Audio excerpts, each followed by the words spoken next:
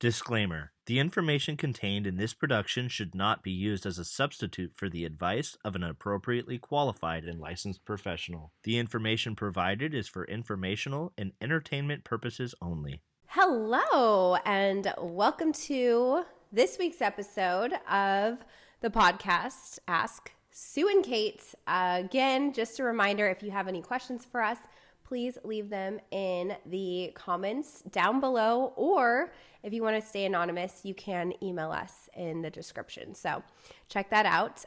This week, we are talking about basically age. I know a little bit about that. Yes, something we all are facing every day because every day we get a little older. And we thought it'd be fun to just kind of discuss generational age differences. I'm a millennial. My mom is a boomer. Boomer. That's a pejorative term now, you know. Yes, I know. Mm-hmm. Just like Karen. Yeah.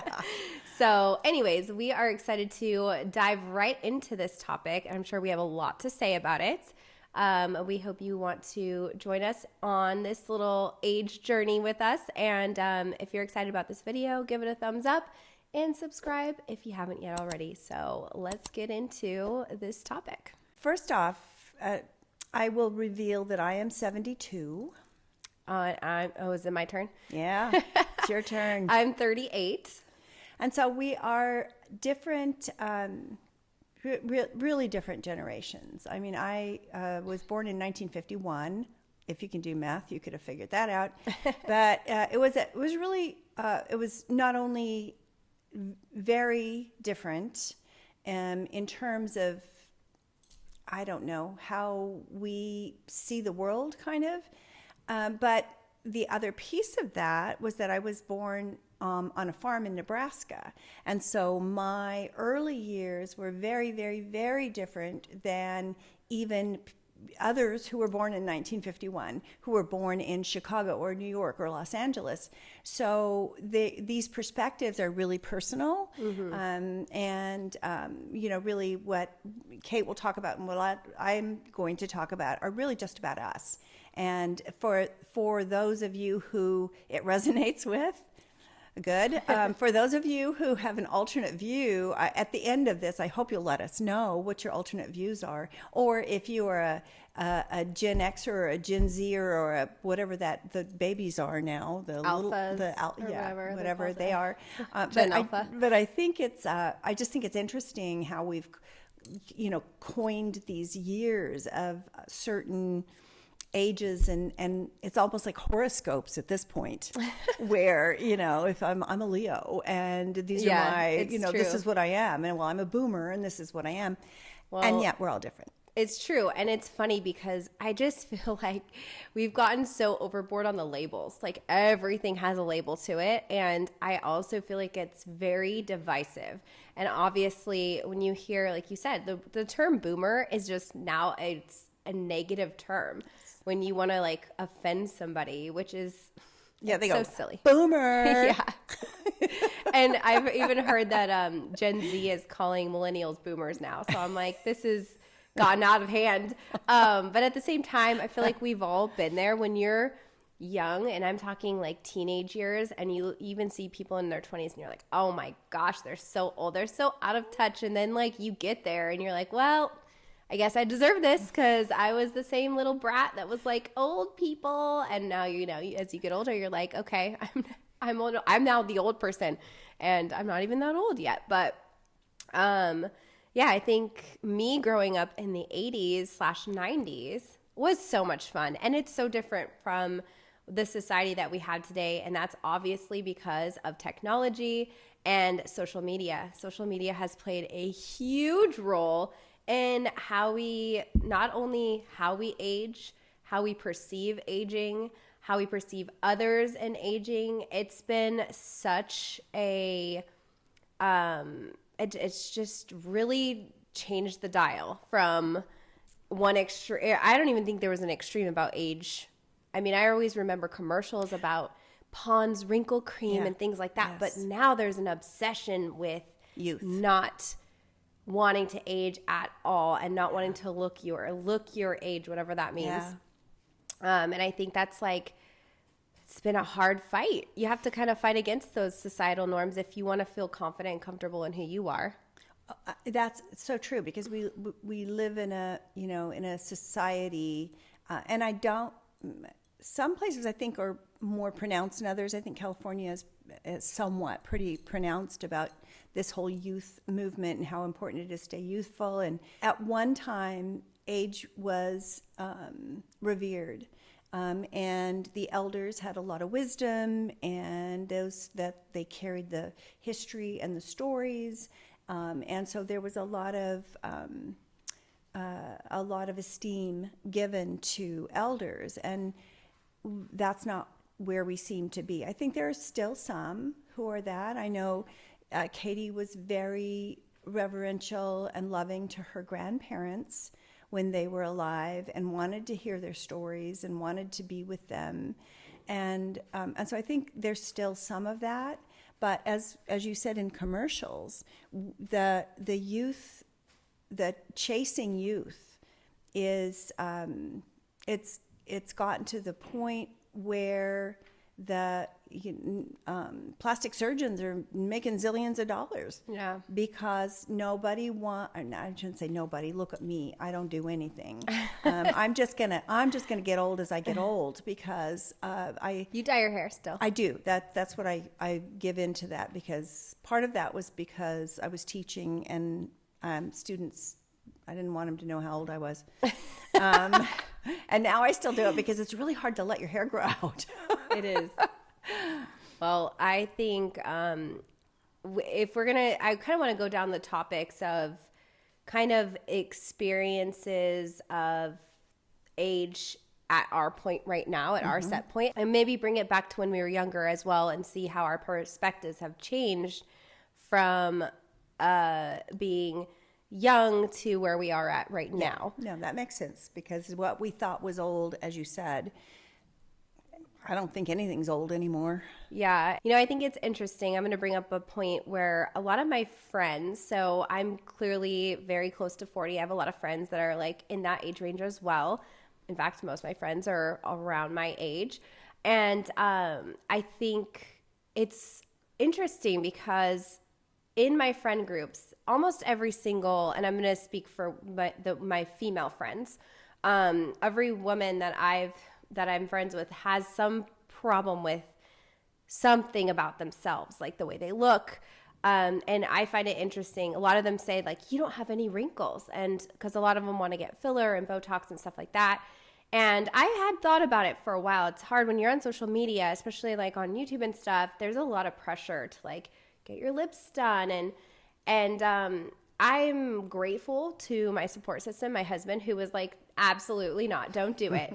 And there's nothing wrong with doing that, by the way. Like it is a very personal feeling on that. And like if you personally find yourself being more confident and getting joy from that, by all means. This is not me saying one way or the other whether it's right or wrong. For me personally, though, I chose, I was raised by my mother, who is like very much so like, I just want to age naturally and look how I look. And I've kind of just adopted that same feeling because the upkeep with it, I don't like needles at all. So I don't even know what I was thinking, because that's literally an injection. And I try to avoid those at all costs. But I also just think, there's something foreign going into your body. And personally, I try to be as granola crunchy, like hippie girl as I can. I still like to be girly girl, wear makeup and things like that. That's fun for me. I get joy from that.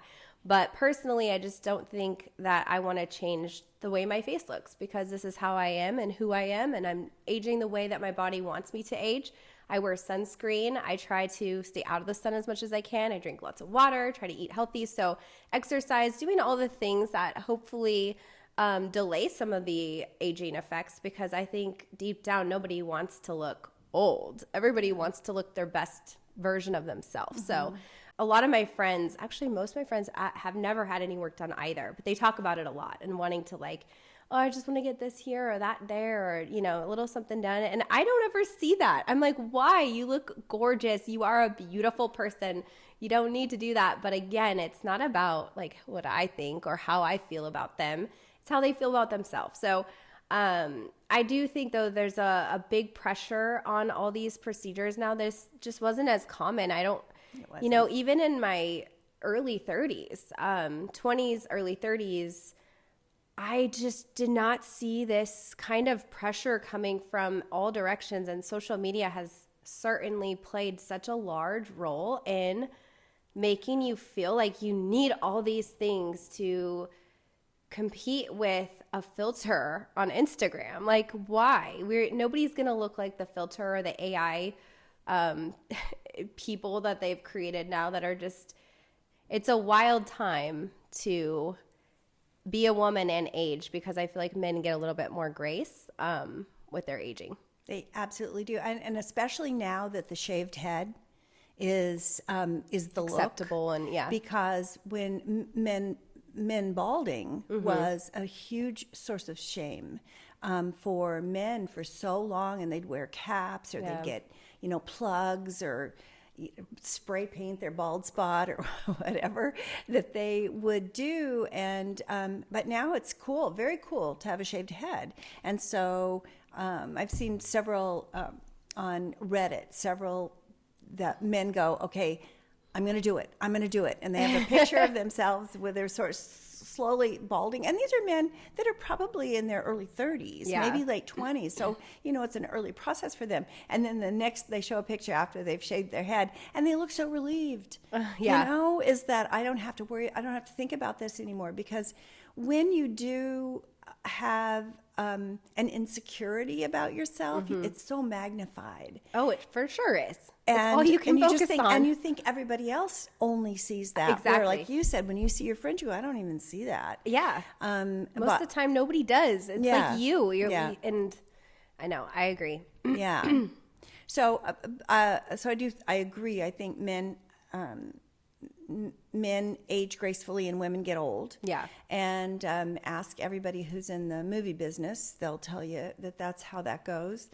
And especially with gray hair too. Yeah, like I women guess, growing out their gray hair is it gets so much bad publicity. Like people just are so hard on women and so mean to them, and it's like it's not like they were like, hey, I want my hair to grow gray today. I'm gonna and like that men can grow their hair out gray, and they're just distinguished. Yes.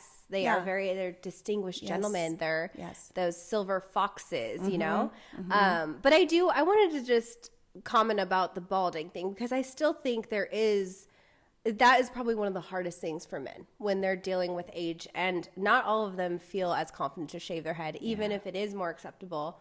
I do feel like that is a very big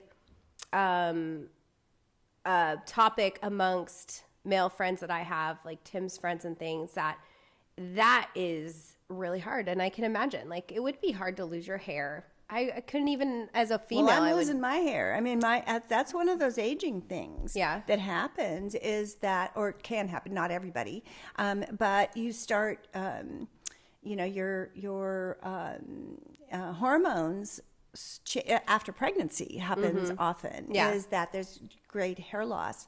And so it's really sort of distressing. And so I can imagine if you were a 28-year-old male and you were out there in the dating world and you're, you know, trying to be your best self, and you've got a receding hairline or a bald spot in the back. And so I guess it's still like that.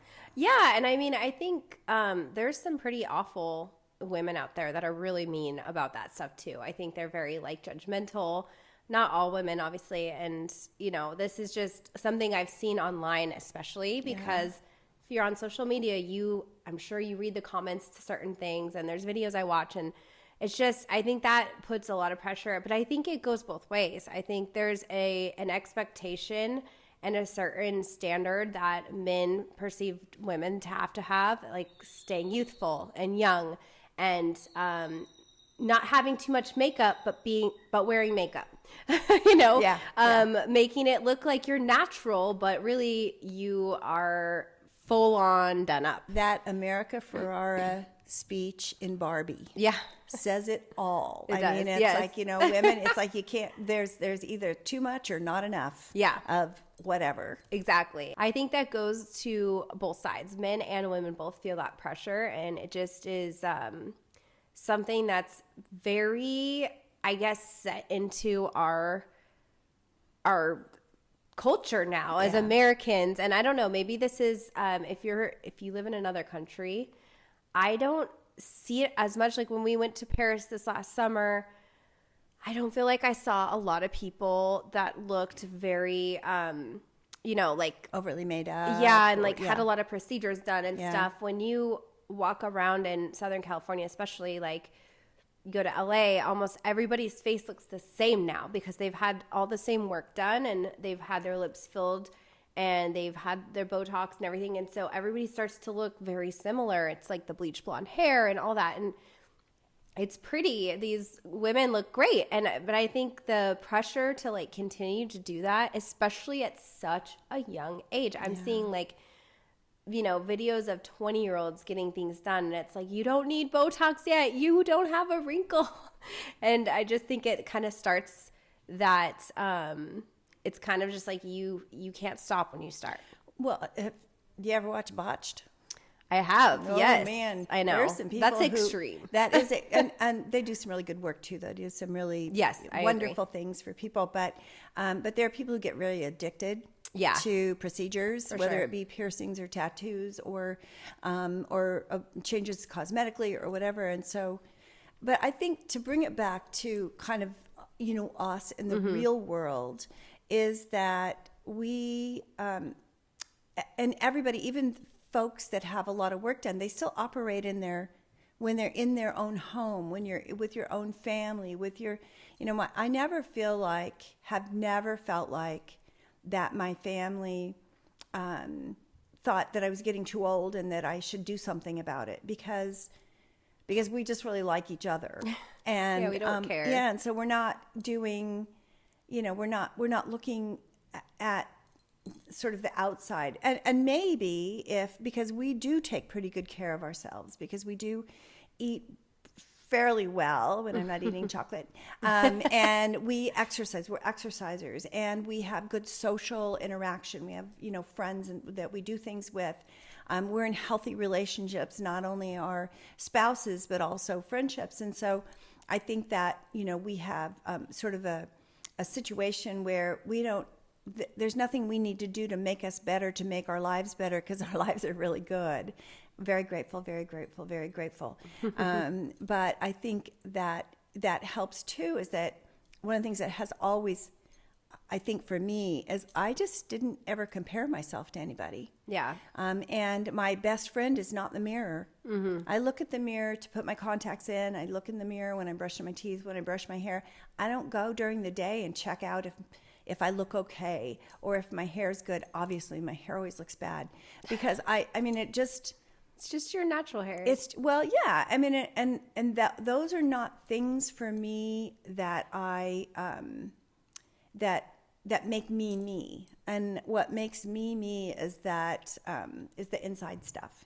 And I hope that I've passed that on to my children. My mom certainly passed it on to me. That the only judgment I need is how I feel about myself when I put the head on my pillow at night. Is did I leave today better than I found it, or did I leave me better today? And I think that is so much more important than the physical appearance. Yeah. And that also actually is helps your physical appearance. It does. Your emotional state makes a difference on how you look. I agree. And I feel like confidence does shine through. So if you're, not feeling great, obviously when you're sad or something, I can tell you if there's somebody wants to take a picture and you're at like a friend's house or you're somewhere where you're just not feeling your best, you don't look happy. It comes through, So I think, Yeah, there's definitely something to be said about just internally being confident and feeling like your best self, just because you know that you're a good person, that you are somebody that is contributing positively to society. You're not on, you're not a troll like leaving hate comments on people's pages because you are so miserable and you think that attention, negative attention, is going to make you feel better. And it's like that.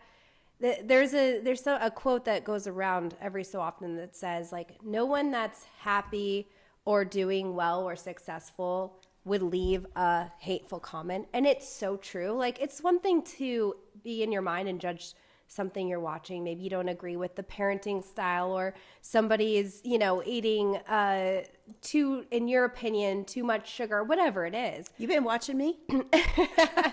But I think like it's fine to have those internal little dialogues with yourself, like, whoa, I would never eat that, or I would never do that as a parent. But it's another to like go out of your way and actually type it out and tell them that you are better than them, and I think that just plays a lot into just loving yourself, having confidence in who you are, and not feeling like you need to bring others down to make yourself feel better. But we're kind of getting off topic with the age. I guess let's kind of talk about, have you experienced ageism at your age at this point? And I know you have in the past.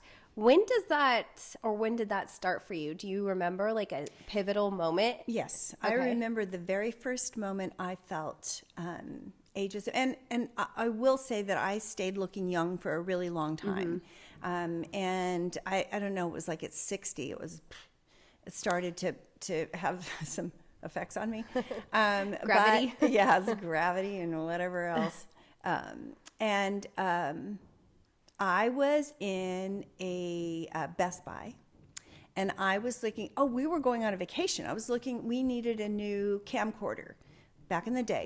So this was a while back. We needed a new camcorder, and I was in Best Buy, and there were two young men, and one of them was stalking or something. The other one was just standing there talking to him. And it was like a kiosk thing. And I walked around the kiosk several times. I glanced over at them. And I really did have some questions that I needed to ask. So I finally walked over and I said, "Excuse me, could one of you help me?" And they go, "Oh, yeah, sure. Absolutely." They were right. The young man was right there. And as we walked over, because I have a terrible time filtering what I'm thinking, I said, I'm not wagging my finger at you. I'm not lecturing you. I just want to say that 25 years ago, I wouldn't have had to come ask you to help me. You would have come to help me. Now that I'm a little bit older, and I have lots of money to spend, and I am actually a better bet for you than I was 25 years ago, I had to come ask you for help. And to this young man's credit, he said, "I am so sorry. That was rude." Wow. Yeah. What a wonderful young man. I know. And it's like he didn't even he maybe wasn't notice. aware. Yeah. That was my first experience, though. And it is real. It's true. It happens certainly out in the workforce. Yeah.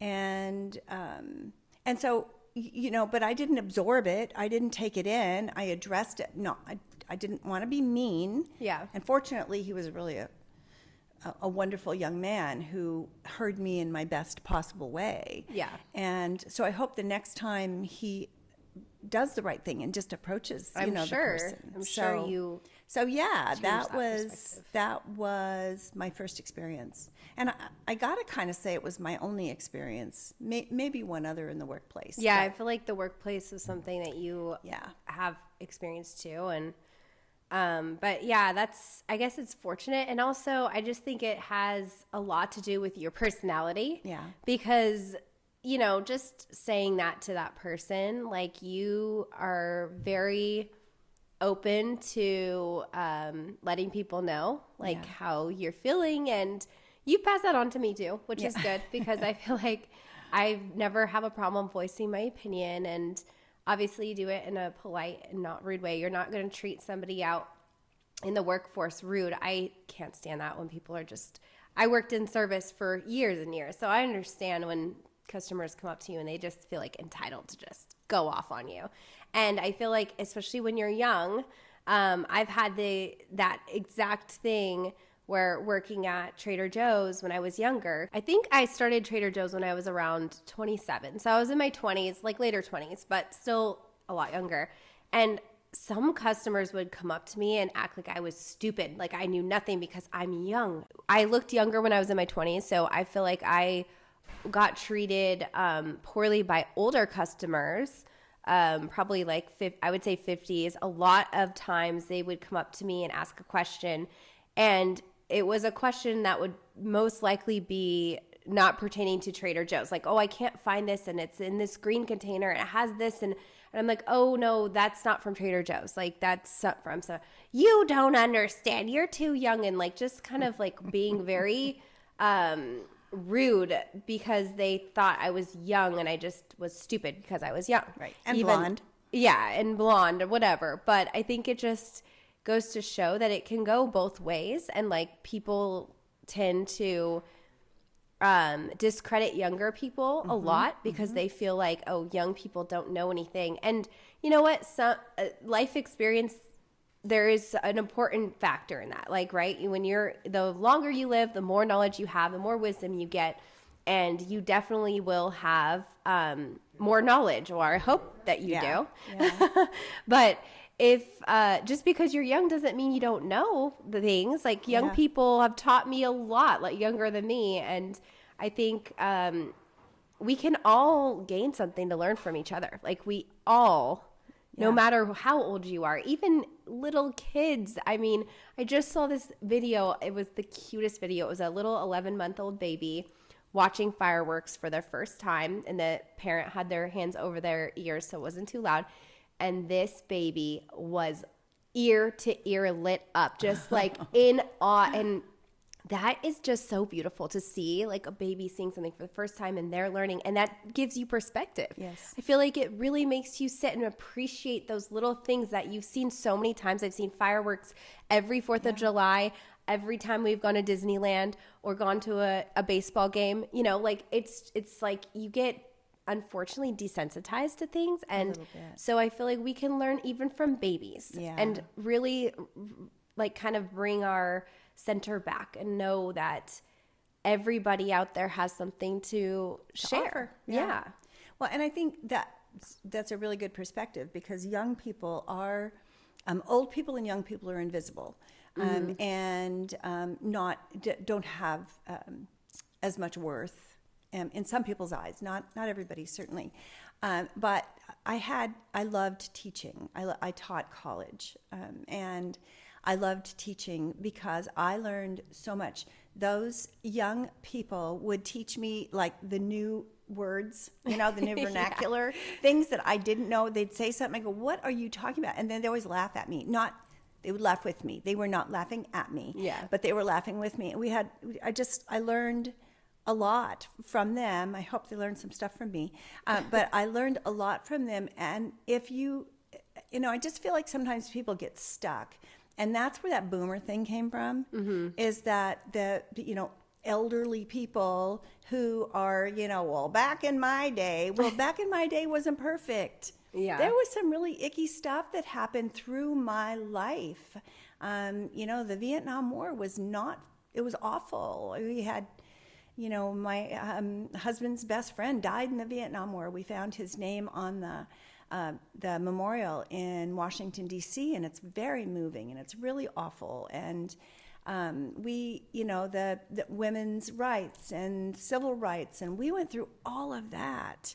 But everything gets sort of romanticized, but it wasn't romantic when we were doing it. And I think sometimes older people do get stuck in that they were right and they knew it all along, and that there's answers to things, where those of us, like I always describe that there's very little black and white in the world. Almost everything's gray, because we all kind of have our own perspectives. And I think that's when people are talking about boomers. That's what they're talking about, is people that are my age, that are so stuck in their own beliefs that they are out of touch with a lot of what's going on. And And I suppose that can happen at any age, Yeah.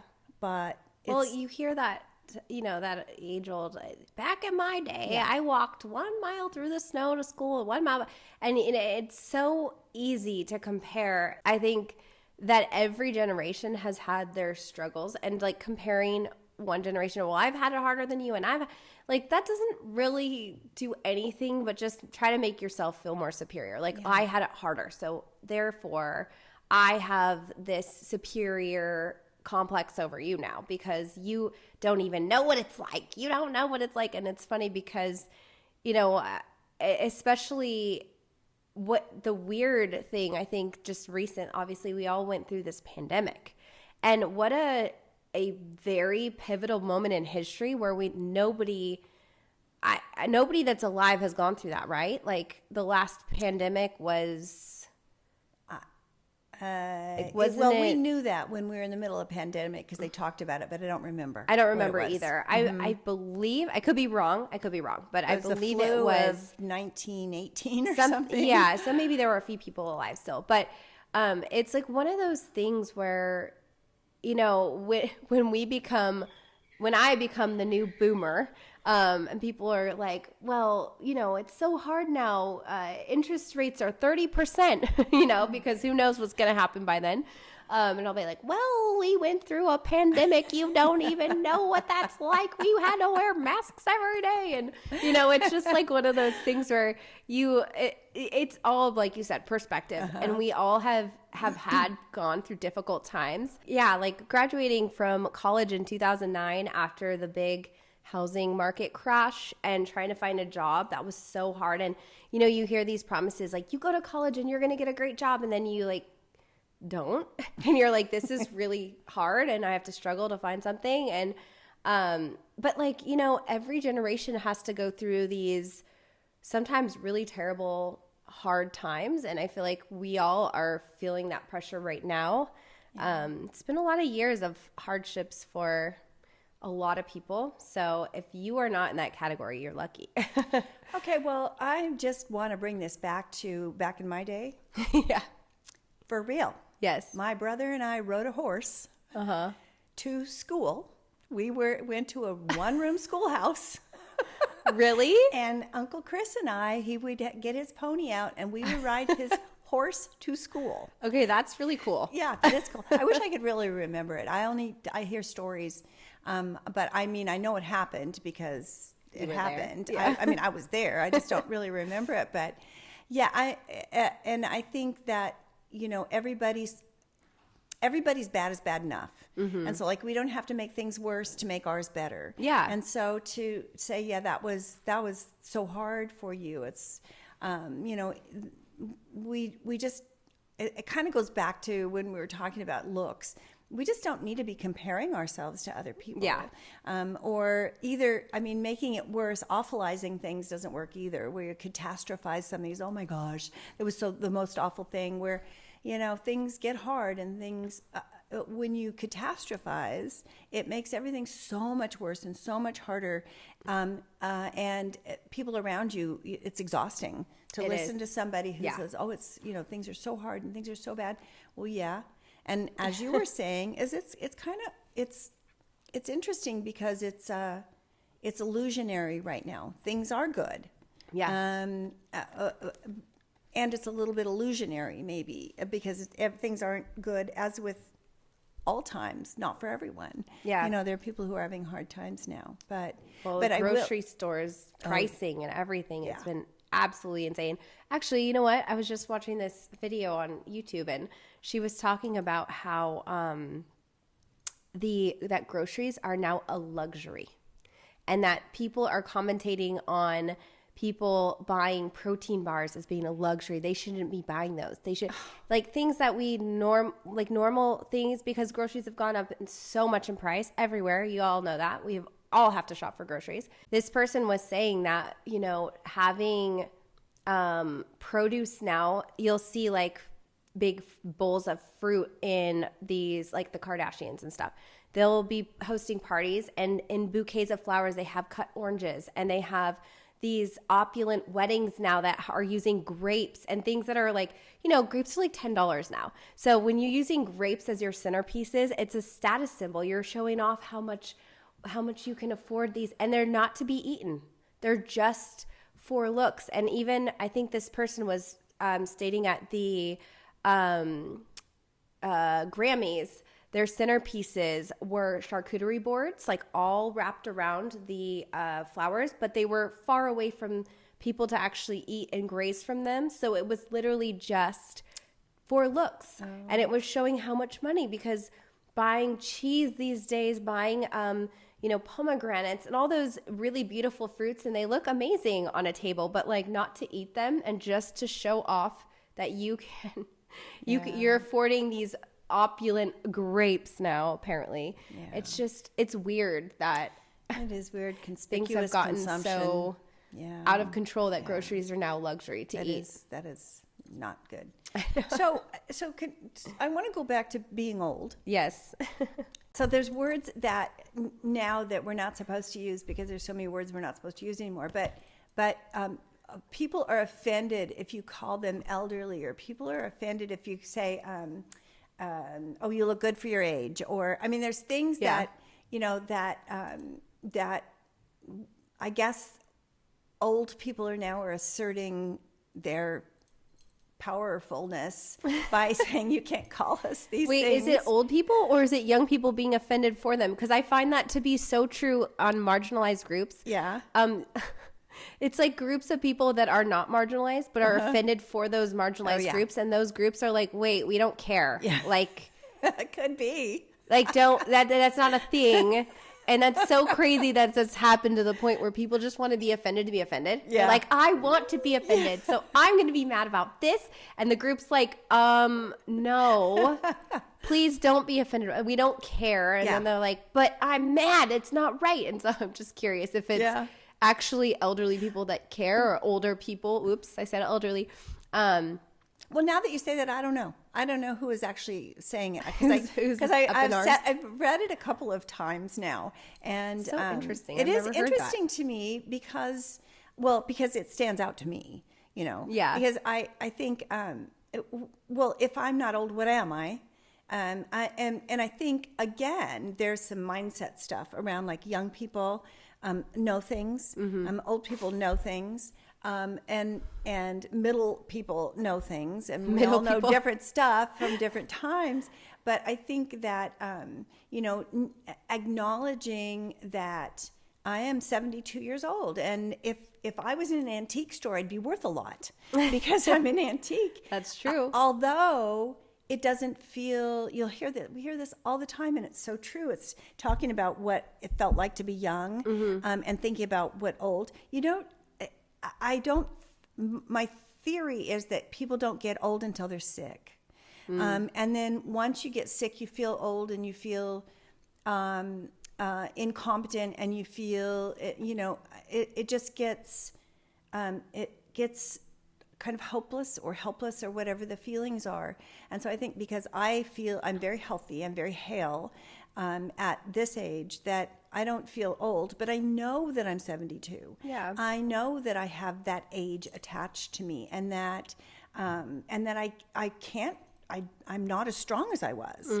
There's things that I know that are happening that were not true when I was younger, but it's just part of the process. Yeah. And if you can just be with it and enjoy, because I would not go back to anything. Yeah. I don't ever want to be in high school again. I did it. I loved it. I had a great time. I never want to do that again. I don't want to go back to college again. I never want to write another paper or take another final. And I don't want to have little kids again, because little kids. And I don't want to have teenagers again. I loved my teenagers. That was my favorite time of our kids' lives. But I did it. I don't want to. So I feel like if you live, and this is, again, me, I'm not preaching. I'm not saying everybody's like this. But I feel like if you live every minute, you don't mourn it. Because you used it up. You experienced it. You had that sensation and now that knowledge, and you can move on to the next thing. And I mean, you still have your memories. You can still reminisce about those times and be like, wow, that was amazing. Yeah. I loved the baby stage, or I know you hated the baby stage. I'm not a baby mama. But, you know, you think, and it's, I agree. I think, you know, I think every stage of life is really important in our Yes. development and our growth. And if you keep trying to go back, like I know so many people want to relive their high school days because they were like the glory days. And that's great. If you had I mean, I had an okay high school experience, but like you said, I just wouldn't ever want to go back. I think for me, thinking about when I was younger, it's like your health, right? You can bounce back from getting sick a lot quicker, or you can get an injury playing a sport and you might be down for a couple days, but then you're right back up and your body heals so fast. And now as you get older, and I'm sure you can attest to this more than me, but I noticed, like, I played soccer for the majority of my life and my knees are trashed. So going up and down the stairs, sometimes I get these sharp pains, and I'm like, I just know that it's something that I have to live with, and that's okay. But it's not like I can just bounce back from it because I already did all that damage when I was younger, you know, just Well, being it's hard on your cumulative. knees. So a lot It of is. the things that you did, like Dad's, you know, he's the bionic man at this point. Yeah. They're cumulative injuries from playing sports, from work, from hauling the kids around, you know, whatever. And so that's another thing to keep in mind in terms, we were talking about sun damage. And not today, but another day we were talking about sun damage, and that is cumulative, you know. And so I think just really paying attention and being present, being in the moment is really helpful as you move through your life, because you're taking up your space for that moment in your life, and then you just get to be there with it and have the memories and not mourn the loss of it. Well, and also, I mean, and this is another quote that you hear all the time, but if you're old, you're lucky. That means you have been fortunate enough to live that life fully, because there's so many people that don't, you know, there's so many people that don't get to live to be 70 or 80 or 90 or however old, you know. If you do, that is such a you know, it's a blessing to be able to have a long life, As long as you're healthy. As long as you're healthy. And something else about getting older, I want to mention, just because, like my mom said, I had a really great relationship with my dad's grandmother. Well, your mom too, obviously. But I lived. Not your dad's grandmother, your dad's mother. My dad's mother, sorry. My grandmother, my dad's mom. We lived with her in a duplex. She lived on the top. Tim, myself, and a roommate lived on the bottom. And she basically, when we moved in, she gave up driving. And that was a really, I feel like, crucial point in her life. And like you were saying with the independence and stuff, having health issues kind of limits you to not being able to maybe walk, or not being able to be as, or arthritis, can't open jars and things like that. There's a lot of things that happen when you age. Or really tragically dementia. Right. There's so many things. And I think the lack of independence is where it starts to get, that's where I feel like maybe feel a little older, because it's like we always say reverting back to being like a baby, because when you're a baby, you need to be taken care of. You can't do anything on your own. You obviously have to have your mom, dad, or whoever's watching you take care of you. And as you get older, it kind of, you revert back to having to be taken care of for things, which is so hard when you're used to living your whole life being independent and being able to do this. And getting your car taken away takes a lot of that independence from you.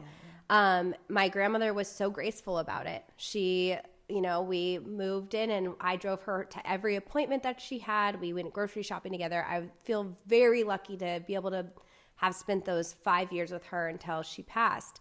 And I do think that it was hard for her. She managed it. She didn't really complain about it. She did tell me, I think, 1 or 2 times that she felt kind of sad about not being able to drive anymore. She felt like it was a burden on me. And I was like, absolutely not. This is what I'm here for. Like, I want to take you to your appointments. I want to drive you wherever you need to go.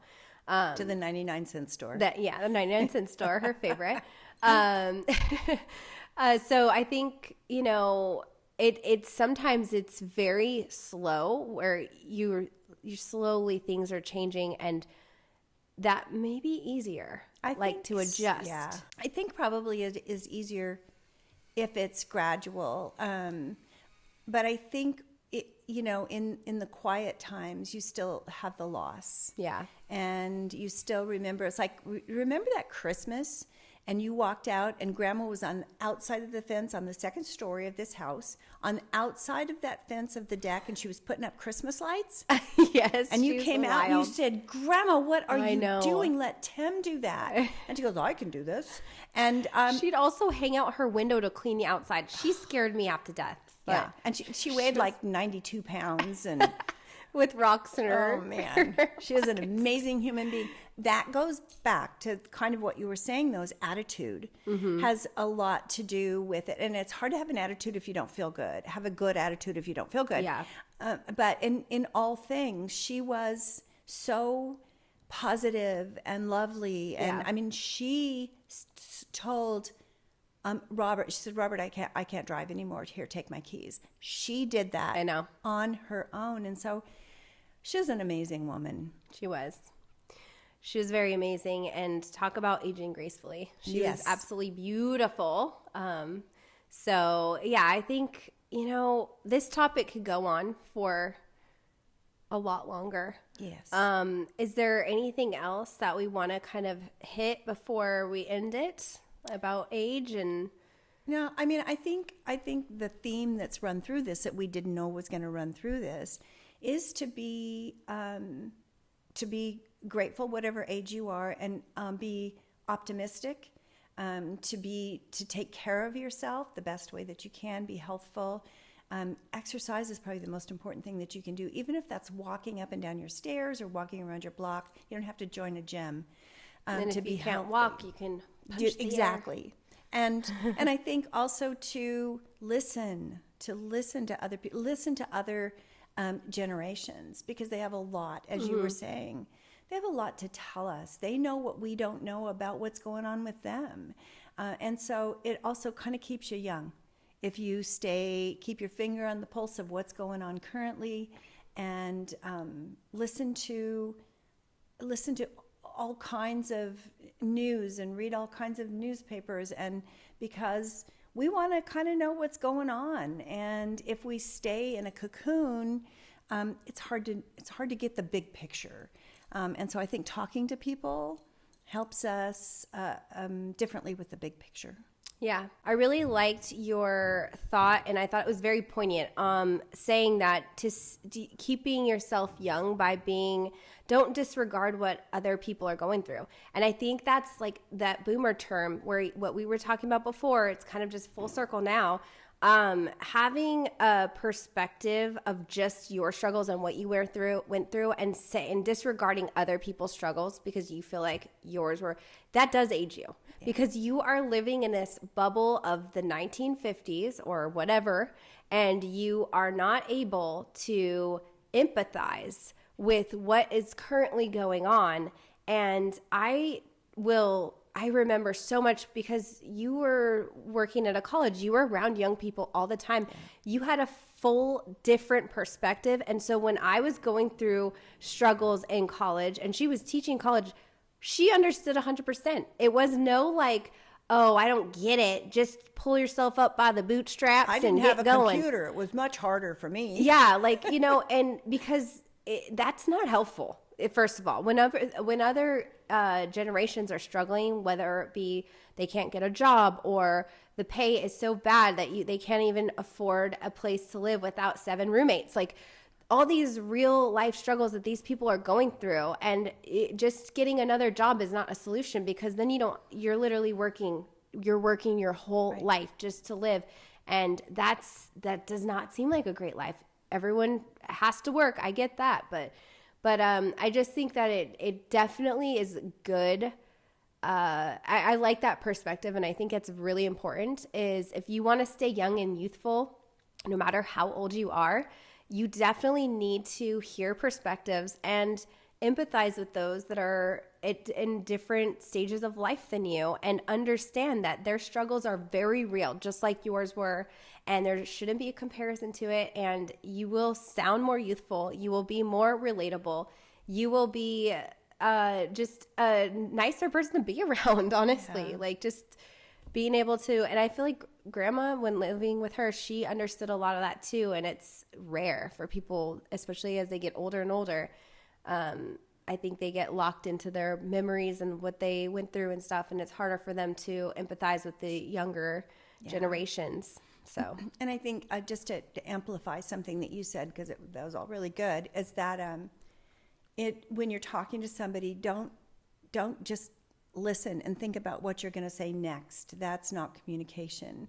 Listen to them, and hear the struggle that they have. Because thinking about a 16-year-old who is in a counseling session, and they're saying, this, my parents don't understand me, and they just don't know what I'm going through, and this is really hard, and my parents just tell me I just am so lucky to have what I have. And what I always want to say to the parents, and I don't because I say it to the kid, is that that's the oldest they've ever been. They have never been any older than 16.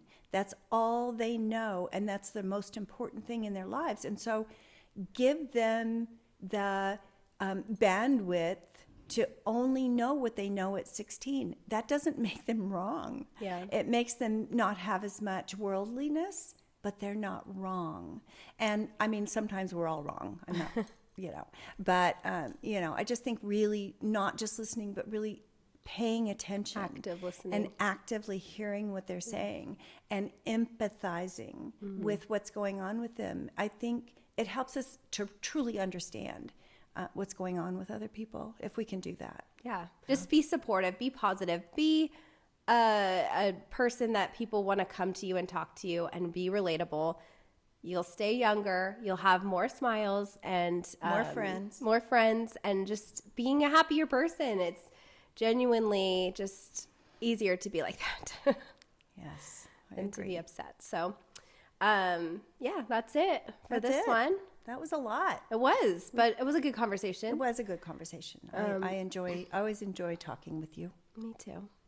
We would love to hear too about people that have experienced any type of, or if you have any opinions on age, what you've experienced in your life, something that maybe we didn't touch on that you want to talk about in the comments. I encourage you guys too to respond to comments in the comment section that resonate with you, or start up a conversation. This is what this community is for. Yes, is to spark conversation, to have a communal feeling of positivity and support life experiences, things that we don't touch on everything. There's no way we can. But we love to hear others' perspectives too. So we definitely are pushing out that positive community. We want that to be a safe place, not like the comment sections we see in other places where it's just infighting and so many people arguing. That's not the vibe here. So we appreciate you guys supporting the channel by watching the videos, thumbs upping. Again, they're on Spotify too. If you're driving and you can't watch, then check out the Spotify. That's also listed in the description below. And we look forward to hearing any emails that you guys have. If you want to send a question for us, if you prefer to leave it in the comment section, please do that as well. You can stay anonymous through the email or however you want to do it. But we do appreciate you guys watching, and thanks again. Till next time. Yeah, see ya. Bye.